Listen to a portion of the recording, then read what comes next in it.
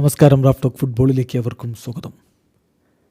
ഒരു തീരുമാനമെടുക്കുമ്പോൾ എൻ്റെ ഹൃദയം പറഞ്ഞതാണ് ഞാൻ കേട്ടത്, അതനുസരിച്ചാണ് തീരുമാനമെടുത്തിരിക്കുന്നത്. ഞാനിപ്പോൾ ഉള്ളത് എൻ്റെ വീട്ടിലാണ്. പറയുന്നത് നിക്കോ വില്യംസ് ആണ്. നിക്കോ അത്ലറ്റിക് ക്ലബ് ബിൽബാവോ വിടാൻ പോകുന്നു. അദ്ദേഹം FC ബാഴ്സലോണയിലേക്ക് ചേക്കേറുമെന്ന തരത്തിലുള്ള വാർത്തകൾ കഴിഞ്ഞ കുറച്ച് ദിവസങ്ങളായിട്ട് സജീവമായിരുന്നു. അത് വെറും റൂമറുകളായിരുന്നില്ല എന്നതാണ് യാഥാർത്ഥ്യം.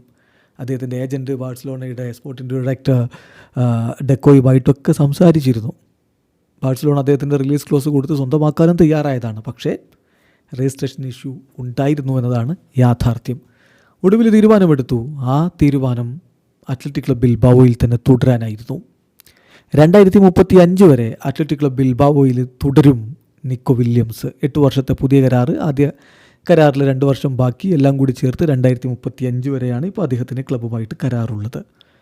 അദ്ദേഹത്തിൻ്റെ പ്രതികരണം ഒഫീഷ്യലായിട്ട് തന്നെ ഇപ്പോൾ അത്ലറ്റിക് ക്ലബ് ബിൽബാവോ പുറത്തുവിടുന്നുണ്ട്. സോഷ്യൽ മീഡിയയിൽ അവരെ കാര്യം പങ്കുവെക്കുന്നു. അദ്ദേഹം പറയുന്നത് എങ്ങനെയാണ്: when it comes to making decisions, തീരുമാനങ്ങൾ എടുക്കേണ്ടി വരുമ്പോൾ എന്നെ സംബന്ധിച്ചിടത്തോളം ഏറ്റവും പ്രധാനപ്പെട്ട കാര്യം എൻ്റെ ഹൃദയം പറയുന്നത് എന്താണോ അത് കേൾക്കുക എന്നതാണ്. The most important thing is to listen to my heart. നമ്മളൊരു കാര്യം തീരുമാനിക്കുമ്പോൾ എൻ്റെ ഹൃദയത്തിന്, അല്ലെങ്കിൽ നിങ്ങളൊരു തീരുമാനമെടുക്കുമ്പോൾ നിങ്ങളുടെ ഹൃദയം പറയുന്നത് എന്തോ അതനുസരിച്ച് തീരുമാനമെടുക്കണം. അതാണ് ഇമ്പോർട്ടൻ്റ് ആയിട്ടുള്ള കാര്യം. ഞാനിപ്പോൾ ഉള്ളത് എൻ്റെ പ്രിയപ്പെട്ടവരുടെ കൂടെയാണ്, എൻ്റെ ജനങ്ങളുടെ കൂടെയാണ്. തീർച്ചയായിട്ടും ഞാനിപ്പോൾ എൻ്റെ വീട്ടിലാണ്. ദിസ് ഈസ് മൈ ഹോം ഔപ്പ അത്ലറ്റിക് എന്നാണ് ഇപ്പോൾ അദ്ദേഹം പറഞ്ഞിരിക്കുന്നത്. ഏതായാലും അദ്ദേഹം അവിടെ തുടരാൻ വേണ്ടി തീരുമാനിച്ചിരിക്കുന്നു. FC ബാഴ്സലോണയെ സംബന്ധിച്ചിടത്തോളം ഒരു വിങ്ങർ ആവശ്യമുണ്ട്. നിക്കോ വില്യംസിനെ അവർ സ്വന്തമാക്കാൻ പോകുന്നു എന്ന വാർത്തകളൊക്കെ വന്നു. അത് വെറും വാർത്തയായിരുന്നില്ലെന്ന് നമ്മൾ പറഞ്ഞല്ലോ. ഡെക്കോ തന്നെ ചില ഘട്ടങ്ങളിൽ അത് പ്രതികരിക്കുകയും ചെയ്തിരുന്നു അതിനോട്.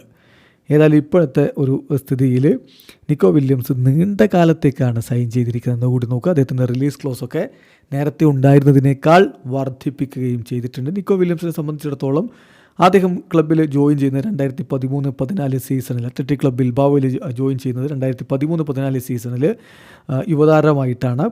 ഒരു വർഷത്തിന് ശേഷം അദ്ദേഹത്തിന് എന്ന് പറയുമ്പോൾ അദ്ദേഹത്തിൻ്റെ ബ്രദർ ഇനാക്കി നേരത്തെ എത്തിയിരുന്നു. അതിന് ഒരു വർഷത്തിന് ശേഷമാണ് ഇദ്ദേഹം നിക്കോ വില്യംസ് അവിടെ എത്തുന്നത്. അതിനുശേഷം അദ്ദേഹം പല സ്റ്റേജുകളിലൂടെ കടന്നുപോയി.